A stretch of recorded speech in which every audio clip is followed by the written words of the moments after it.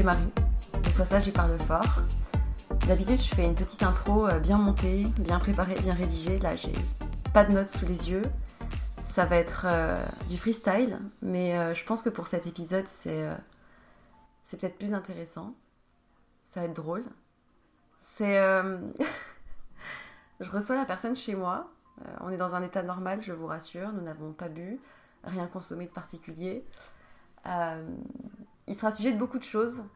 Il va y avoir un fil rouge. Et le fil rouge, vous allez le comprendre en écoutant la citation que je vais vous lire de Osho. Les gens ont peur, très très peur de ceux qui se connaissent intérieurement. Ces êtres ont une certaine autorité, une certaine aura et un certain magnétisme. Un charisme qui est capable de libérer de jeunes personnes de l'emprisonnement traditionnel. L'homme réalisé ne peut pas être asservi et il ne peut pas être emprisonné.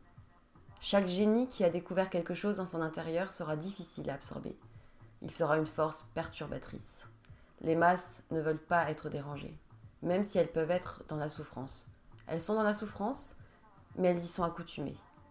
Et celui qui n'est pas dans la souffrance apparaît comme étranger. Et j'ajouterai que dans une liberté totale, avec toutes les possibilités ouvertes, rien de fixé, vous devrez être conscient et rien d'autre n'est possible. Aujourd'hui, je reçois Camille. Donc Camille, bienvenue. Tu es chez moi. Hello Marie, merci tout d'abord pour cette belle introduction. Et avec plaisir. Content d'être là. Avec plaisir de partager ce podcast. Qu'on va parler énormément de plein de choses. Beaucoup de sujets. Je ne sais pas trop par où on va commencer, mais déjà, qui tu es ? Est-ce que tu es français ? De quel pays tu es ? Où est-ce que tu es né ? Où est-ce que tu as grandi ?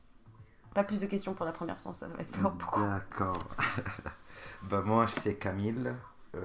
J'ai 32 ans. Je vis en France, ça fait presque 7 ans. Et je suis né au Liban, d'une ville qui s'appelle Jounieh.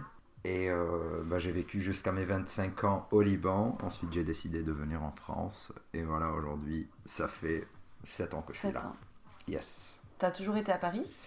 Non, pas du tout. Je suis arrivé je suis venu tout au début, c'était à Bordeaux. Je suis arrivé à Bordeaux en 2016 pour faire un premier master. Ok. Et ensuite, la vie, elle m'a appelé. Je suis arrivé sur Paris. Tu connais d'autres personnes du Liban avec qui tu as bougé en France ? Ah oui, je suis arrivé avec plein de potes d'enfance qu'on a décidé un jour.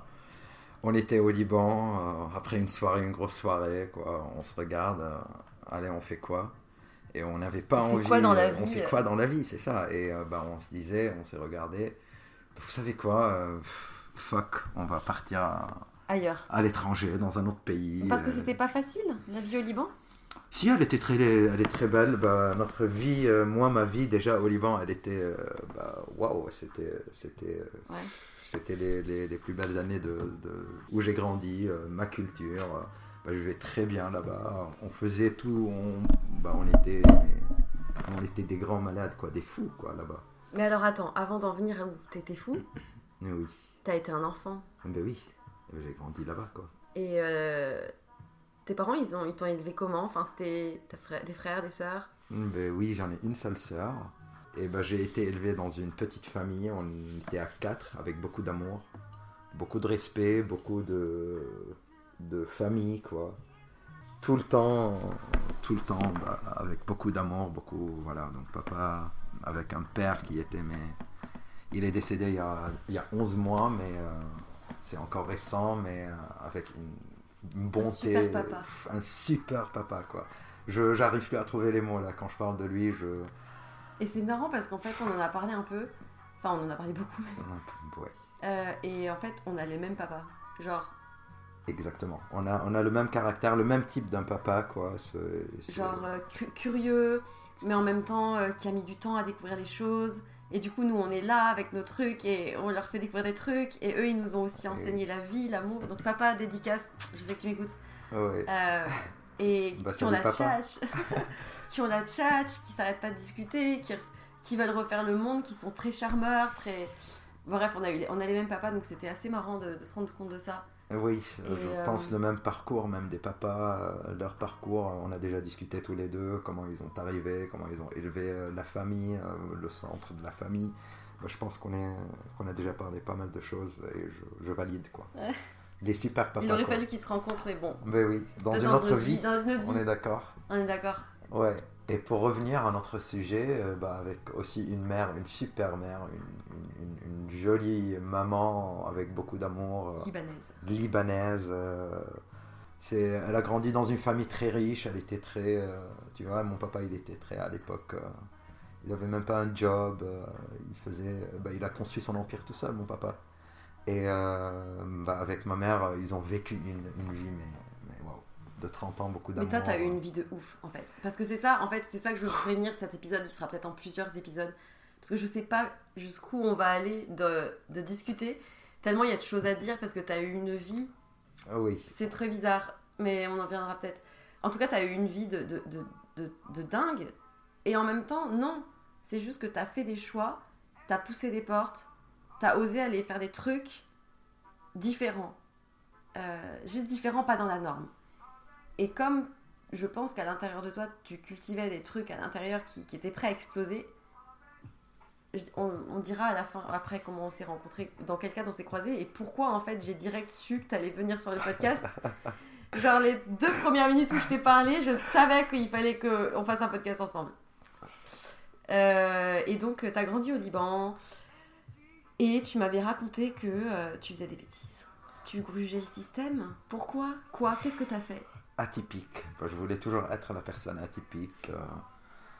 Jamais suivre la norme. Malheureusement, j'étais toujours persuadé qu'est-ce qu'il faut faire, mais plein de bêtises. Dès que j'étais plus jeune, j'adorais la fête tout simplement, et j'ai compris pour que je puisse faire la fête tranquillement, il fallait beaucoup d'argent.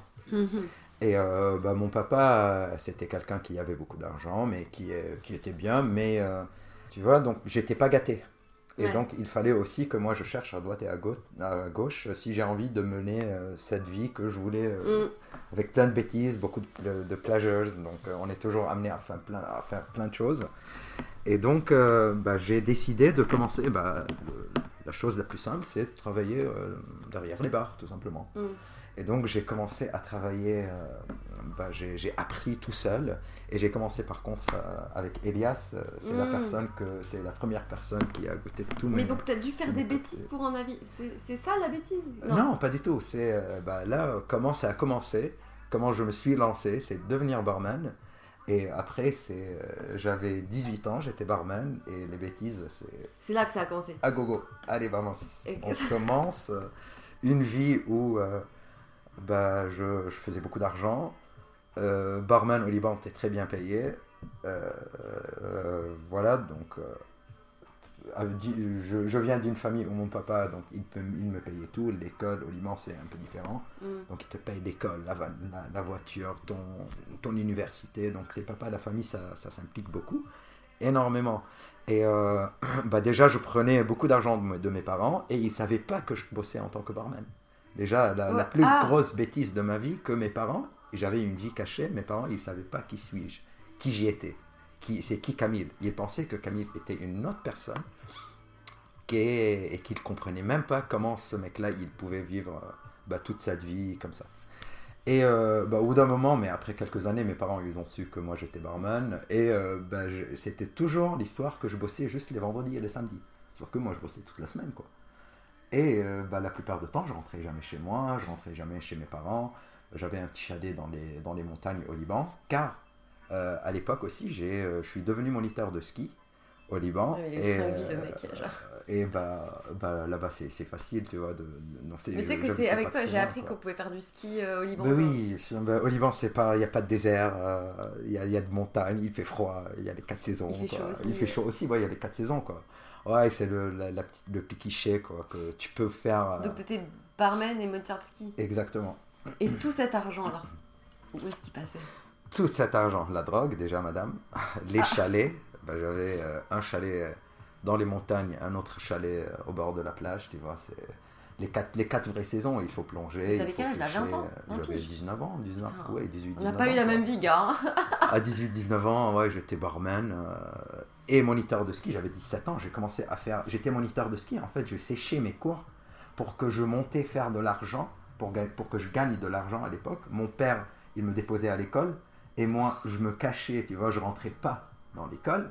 Donc on était à 2-3, il y avait plein de mes potes que là ça revient, je revois les petites images, où mes potes qui venaient, j'avais toujours des potes qui étaient plus âgés que moi, donc il y avait plus de bagnoles, moi j'avais 16-17 ans, j'étais toujours au collège, au lycée pardon, et ils venaient me prendre, on partait faire une journée de ski, et je mettais toujours des cagoules, tu vois, pour que je n'attrape pas soleil, tu vois, déjà, donc c'était énorme. Pas pour pas que tes parents sachent. Oui, mais je revenais toujours avec un visage, un bronzage, quoi, tu vois, donc comme si...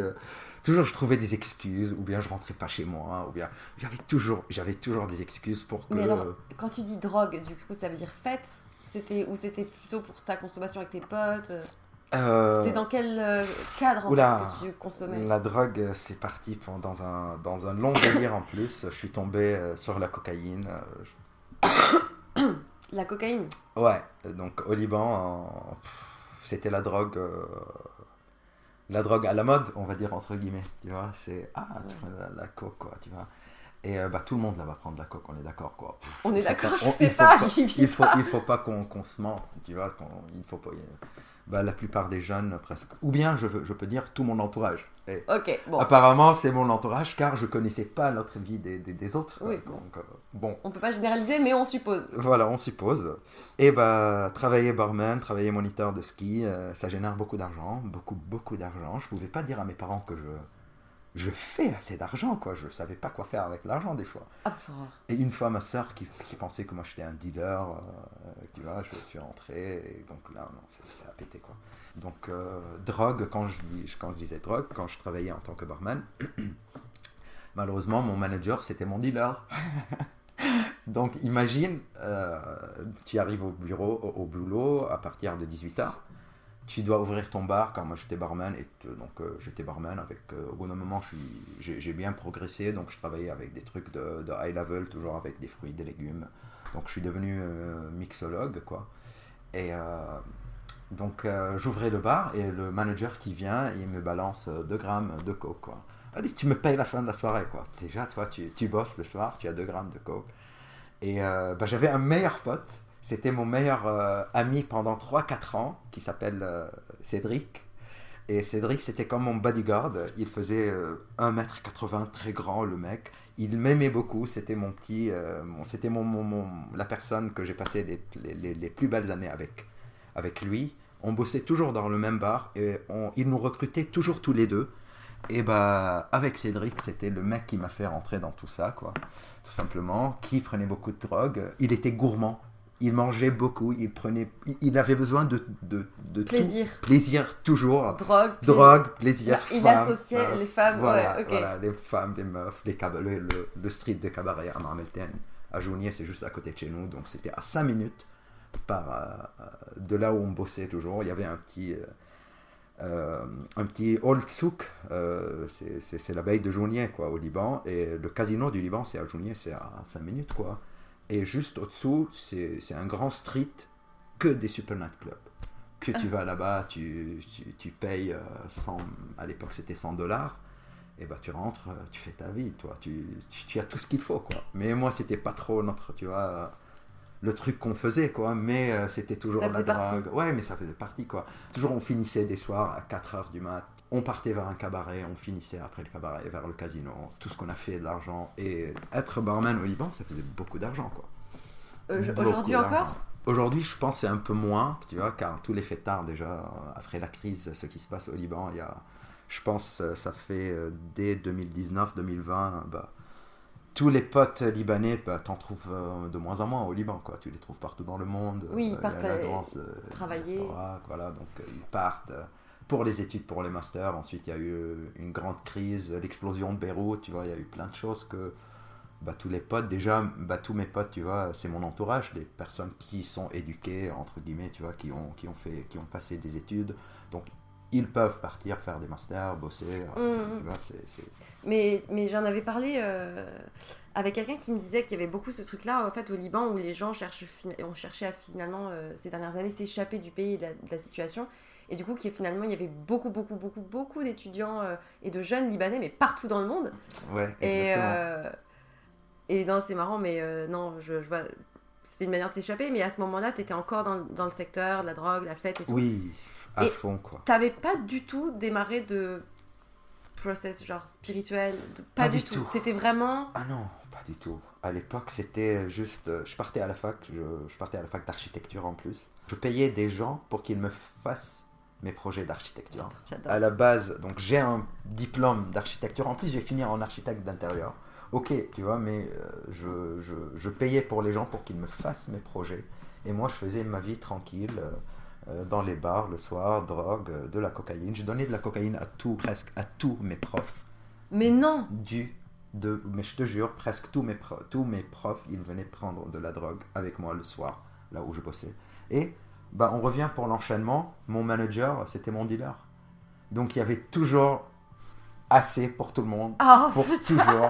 Beaucoup de drogue, mais en fait, non-stop. Moi, je t'ai tellement rencontré dans un cadre qui n'a rien, rien à voir. Voir que, en fait, ça me fait trop...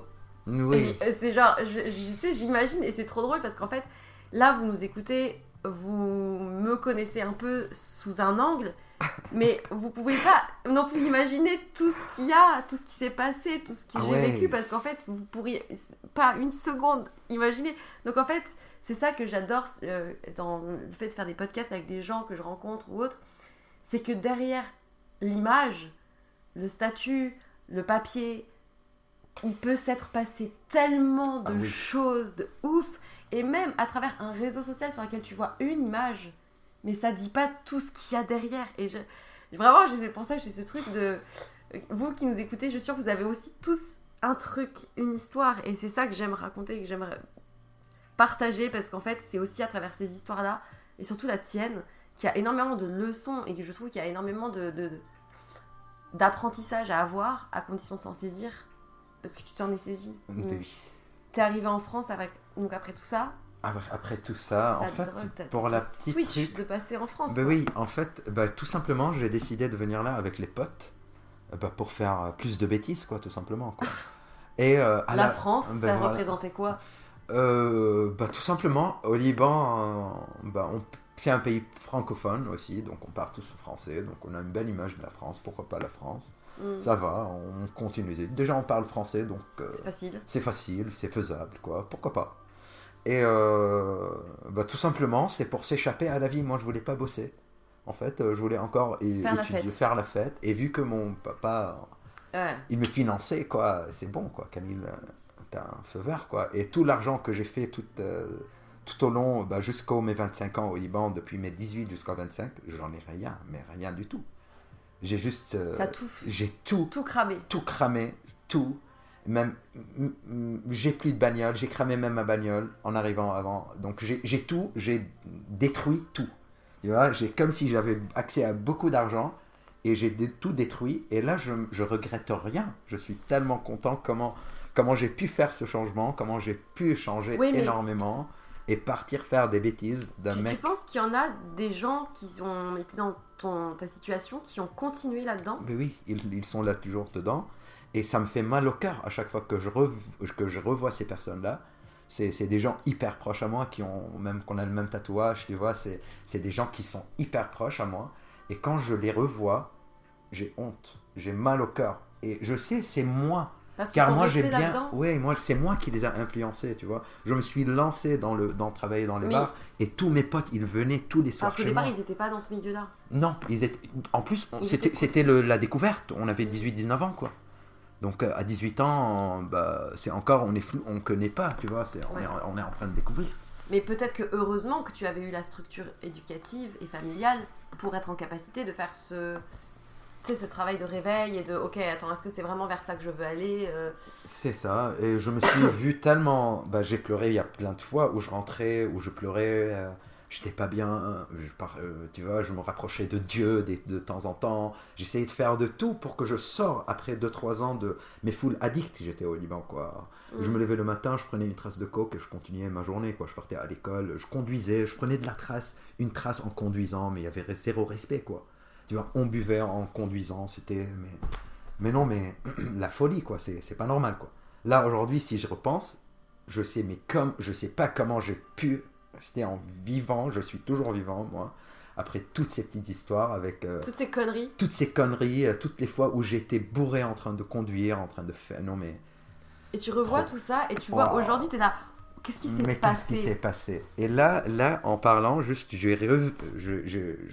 ça m'a fait remonter l'histoire où, quand j'ai fait mon accident, T'as eu un accident de voiture? Ouais, j'ai eu un grand accident de voiture qui m'a marqué ma vie, que je suis toujours vivant. Je sais pourquoi, je sais pas comment, mais je sais pourquoi. C'est une fille qui m'a sauvé la vie en plus.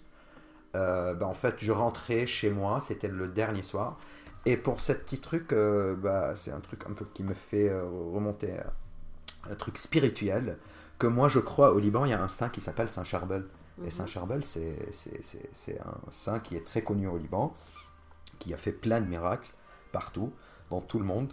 Et ce jour-là, mon père, il m'avait obligé de partir avant que je voyage, que je rentre en France, de juste partir, tu vois, vite fait, donc voir le tombeau.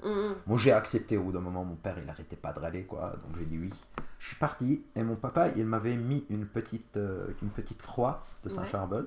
Il m'a dit, on a deux. Il m'a offert une, on avait le même.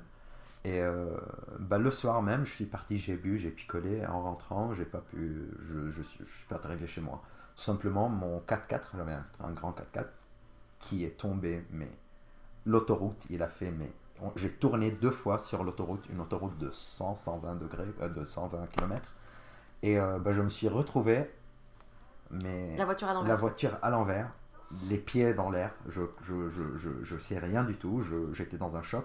Une fille qui s'arrête sur une autoroute avec des talons, qui vient, qui me cherche, qui ouvre la porte de mon 4x4 qui était très grand, donc moi j'avais pas un 4x4 4x4 au Liban, c'est ça? Ouais, j'avais un grand 4x4, mais là c'est bon, c'est pas grave.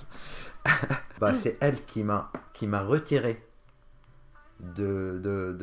qui m'a retiré ma ceinture, qui m'a mis à l'extérieur de mon 4x4, et même pas 3 secondes après, il y a un autre 4x4 qui vient et qui m'écrase de nouveau. Donc imagine juste moi à l'intérieur. Donc moi j'ai eu un choc ce jour-là, j'étais en train de pleurer. T'avais quel âge?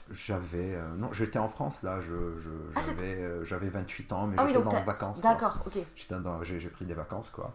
Et j'avais le petit verre de whisky à côté de moi, vu qu'au Liban tu peux boire et conduire, c'est normal. Donc quand je me suis renversé, donc tout le verre de whisky qui s'est renversé sur moi-même, donc je pleurais, tu vois, et c'était tellement... Voilà. Je suis toujours vivant. Ça, c'est l'histoire pour faire... Je pense que ma mère, c'est ça qu'elle me disait toute sa vie, c'est qu'elle priait beaucoup pour moi, pour que je reste vivant. Donc elle a trop prié pour moi, pour que je reste une seule pièce. Probablement. Avec des cicatrices, mais une seule pièce. Partout, quoi. Mais attends, mais du coup, cet accident de voiture, est-ce que c'est ça qui a déclenché peut-être un process? Oui, c'est ça? Exactement. C'est cet accident que je dis, tu peux plus vivre comme ça, avec tellement de chaos. Tu peux pas vivre comme ça. Tu peux pas vivre toujours dans une vie comme ça. Il faut que tu te calmes. Il faut que tu changes tes habitudes. Tu t'arrêtes de faire la fête, tu vois. Et là, on reparlera. Mais quand je suis arrivé en France, c'est à ne pas comparer aussi. Donc j'ai fait pendant 5 ans la folie, quoi. Ah ouais? Ouais, jusqu'à mes 29 ans, c'est le jour où j'ai dit, tu sais quoi, tu t'arrêtes tout. Et à mes 30 ans... C'est récent. Ben oui, c'était il y a 3 ans. 3 ans, quoi. Et les trentaines, quoi, c'était où j'ai tout bouleversé, quoi. C'était la crise, quoi. Spirituel, à fond spirituel. Et alors, du coup, cet accident qui pète tout. Mais moi, j'ai une question, parce qu'on n'en a pas parlé jusqu'à présent. Tout au long de ces années, tu te considérais comment en tant qu'homme? En tant qu'homme vis-à-vis du coup de tes relations? waouh. Toutes ces années de fête, je veux dire, de Ouais. vin. Non, mais c'était toujours dans la bienveillance et du respect. Je me considérais comme le mec, j'avais beaucoup d'ego, toujours qui prenait très soin de lui-même et de son entourage. Donc j'étais bien connu aussi, donc j'étais Camille, le mec pour faire la fête, tu vois. Personne ne me prenait au sérieux, quoi. C'était où... même mes potes, là, je pense un jour, je sais pas s'il va l'écouter, quoi. Mais ce mec-là, c'est lui qui me disait tu es le mec de la fête. You are the spirit of celebration. Et c'est tout, quoi. Personne ne te prend au sérieux. Juste quand on a envie de faire la fête, dès qu'on a envie d'avoir des good vibes, c'est toi. Donc, et ils ont commencé à me mettre ça dans la tête, quoi. Et tout au long de ces années-là, quoi, j'étais le mec qui faisait beaucoup de fêtes, mais toujours en se respectant, en respectant les autres, mais je me respectais pas moi-même, quoi. Beaucoup de drogue, beaucoup de soirées cheloues, je finissais je sais pas où, 2-3 jours de non-stop de fête. Euh, J'arrive même pas. tout type Genre de moi, drogue. mais laisse-moi survivre à Oui. une nuit blanche. Ouais. Je suis pas encore passée au level expert, mais je préfère pas tester jusque-là. Non, j'ai vu certaines choses, j'ai vu un aperçu de certaines choses et je suis contente de pas être allée aussi Oui. longtemps comme toi. Bah écoute, moi, il y a plusieurs types de vie. En plus, barman au Liban qui est différente de vivre la fête, les festivals en France. Oui, bien sûr. C'est un changement, mais. Et aussi- tout au long de ces années-là, t'as eu beaucoup de relations amoureuses? Oui, j'ai eu beaucoup de relations amoureuses. J'en ai eu une, la première, la plus longue, de 4 ans, quoi. C'est avec une meuf qui s'appelle Christelle, qui est là aujourd'hui en Californie. Mais c'est le jour où je suis parti de Liban, j'ai tout fermé, j'ai tourné toute une page, une grande page. On était ensemble pendant 4 ans. Et le jour où j'ai décidé de partir en France, Ciao. c'est fini. Elle n'a rien compris, la meuf, elle est partie en Californie après. C'est pas compliqué, mais pour elle, elle attend toujours qu'on se marie un jour, mais sauf qu'on se ressemble Elle a même jamais plus. fait Non. la croix. Pas du tout. Et elle est toujours... ça me fait mal au cœur jusqu'à aujourd'hui. J'ai brisé plein de cœurs comme ça dans ma vie.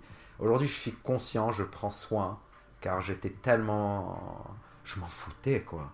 J'avais beaucoup d'argent, j'étais bien, gros connard, quoi. Faisais beaucoup de fêtes, mais en même temps, Mais tu respectais. respectais beaucoup, quoi. Mais en même temps, c'est les énergies qui venaient vers moi. J'étais toujours bien, j'étais toujours... je savais bien faire les choses, toujours. Tu vois, ce qui attirait tout le monde vers moi, même j'avais beaucoup de potes, j'ai jusqu'à aujourd'hui, je suis quelqu'un qui est extraverti, qui a besoin beaucoup du social, des Mais gens qui sont tu ne vas avec pas lui. facilement vers les gens. Pas du tout. Là, j'ai appris à ne plus partir vers les gens, car tout ce qu'il y a vers moi, donc j'en ai tout, quoi. J'ai pas besoin de rajouter encore des énergies, mais sauf que je me retrouve, c'est la contradiction, que je me retrouve toujours, j'ai besoin des nouvelles énergies, mais aujourd'hui, je suis plus conscient comment choisir ces nouvelles énergies. Mais après, tu les conserves ou tu te lasses et tu cherches de nouvelles? Ça dépend de... moi, je crois de plus en plus, on n'est pas fait pour être pour tout le monde, déjà. C'est pas que tout le monde doit matcher et être la personne qui peut plaire à tout le monde, déjà. Donc, au bout d'un moment, il y a plein de choses, des valeurs, des normes, des choses qui nous ressemblent, juste des ressentis. On est qui déjà aujourd'hui? On est entouré par les gens, c'est les gens, tu vois, Qu'on choisit. qu'on choisit, c'est notre vie, quoi. Et là, aujourd'hui, ça change. J'étais tellement dans des relations amoureuses à droite et à gauche, des plans cul, donc j'ai brisé plein de cœurs aussi. Malheureusement, c'est comme ça qu'on apprend. Et j'ai grandi comme ça, apprendre de mes fautes, de tout ce que j'ai fait dans ma vie, qui m'a appris plein de choses, mes relations. Et aujourd'hui, moi, je trouve que ce soit des relations amoureuses, amicales, peu importe, c'est le plus important, c'est d'essayer de comprendre, de gagner et de ne rien perdre. Tu perds rien. À chaque fois que tu vas croiser une nouvelle personne, tu vas connaître, apprendre une nouvelle personne. Tu vas grandir émotionnellement, physiquement. On est en train de grandir tous les jours. Donc ça t'apporte plein de choses. Donc Mais tu regrettes la manière dont...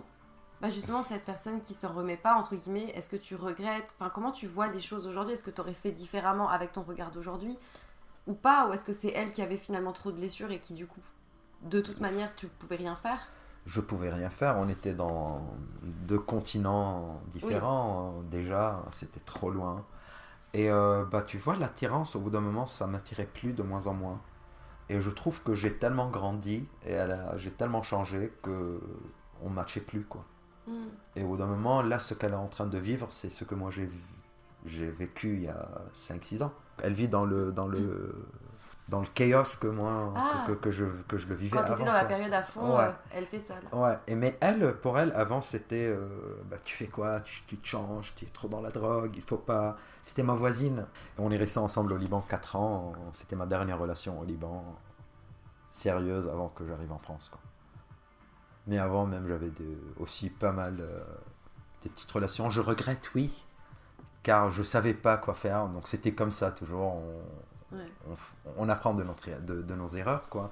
Mais bah, je regrette pas, mais je pouvais faire différemment. Mais c'est pas grave, c'est comme ça qu'on apprend et on progresse. Et maintenant, ta vision des choses, elle est comment?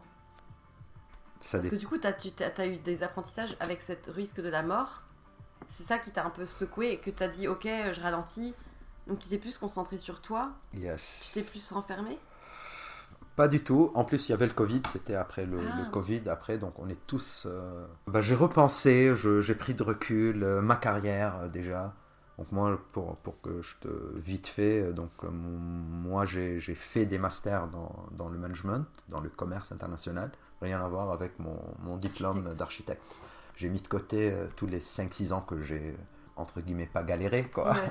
J'ai fêté, j'ai fait la fête, quoi, mais avec quelqu'un qui me. En fait, c'est le truc qui m'a permis d'ouvrir d'autres pages. Et je suis arrivé ici et j'ai fait des masters en management et ensuite j'ai travaillé en tant qu'ingénieur d'affaires. Ça me plaisait pas du tout. Je pouvais pas bosser de 9 à 5. Je m'entendais pas du tout avec les gens autour de moi. Le matin, je pouvais pas m'intégrer. J'ai vécu toute ma life, le nightlife, et même au Liban. Donc je me rappelle pas. Je me rappelle pas d'un jour où je me suis couché avant 6h 7h du matin, quoi. Ouais, donc avec le confinement, t'as switché complet de vie, quoi. Même avant le confinement, quand je suis arrivé en France, après que j'ai validé mon deuxième master, j'ai commencé. Après, c'est là où j'ai eu mon accident. En fait, c'était la veille où je devrais revenir en France pour que je commence mon nouveau taf. D'accord. Et j'étais un peu. J'ai pris ce recul. Qu'est-ce que tu fais? Tu dois te calmer. Tu commences un nouveau taf. Tu commences une nouvelle vie. Tu t'arrêtes le Tu fais le tri. nightlife. Tu t'arrêtes avec tout ça. Tu te concentres sur toi-même, tes objectifs. Je pensais que moi je voulais bosser de 9 à 5, faire une carrière. Mais au bout de 2 ans, j'ai compris que non, c'est pas fait pour moi. Je veux pas, je n'ai pas envie de finir ma vie comme ça. Et donc c'est là où j'ai eu un grand booming et j'ai décidé de partir à Tenerife. Bah, après que c'est terminé avec mon ex, voilà, donc en France, pour revenir, j'étais avec juste le dernier jour du confinement. J'ai croisé une meuf russe et on s'est mis ensemble pendant un an quelques où on habitait ensemble. C'était là où bah, ça faisait 4 5 mois après mon boulot, où j'ai commencé mon nouveau job sur Paris en tant qu'ingénieur d'affaires, que j'aimais pas. Et donc j'ai croisé cette meuf-là, on a habité ensemble, c'était là le bordel où j'étais en coloc avec deux de mes meilleurs potes. Là on se parle plus. On a eu plein d'histoires dans notre petit appartement de duplex à la Défense, donc à Pito. C'était la folie, quoi, on a fait la folie. Et après, mais le timing, comment on parle des choses, ça revient, pardon, C'est un peu désordonné. ouais, désordonné. C'est super dur de suivre. Franchement, Ouais, je suis désolée. ouais, mais T'as eu une vie trop remplie. Cet accident, il est arrivé quand de voiture? c'était en 2018, Et fin elle est 2018. arrivée après. Confinement. Oui, après le Mais confinement, du coup, donc pourtant, t'avais 2020. déjà eu ton début de réveil un peu. Mais pas encore. Exactement. Donc j'ai eu mon début de réveil, j'ai commencé à changer mon alimentation déjà après mon accident. J'étais traumatisé, j'ai eu peur, je pouvais plus sortir, je pouvais plus conduire tout au début, j'avais eu tellement peur. Et bah, la réaction, bah, j'ai pris un peu de temps pour que je me Ouais. calme. Et c'est là où j'ai compris que moi, je peux me calmer tout seul. Je dis, tu te calmes, tu t'arrêtes la drogue. J'ai été clean pendant un an, je pense. C'est là où j'ai croisé aussi ma meuf. Et bah, c'était après qu'on a habité un an où je me sentais pas bien. C'est là où tout a changé. Le truc, avec elle, bah, je mangeais bien, on était lancé, bah, je suis devenu vegan, J'ai arrêté de manger de la viande, tout ça, donc même tout ce qui est sucre, sel, donc j'ai suivi un régime alimentaire dur. Ce qui m'a rendu plus puissant, je me suis reconcentré sur moi-même, sur ce que j'ai envie de faire. J'ai décidé de partir pour un petit week-end à Tenerife. Je suis resté 1 mois, je suis revenu sur Paris, j'ai quitté mon job, je suis reparti à Tenerife. Et là, Oula, qu'est-ce qui s'est passé à Tenerife quand on est arrivé? Là, on se lance dans la spiritualité.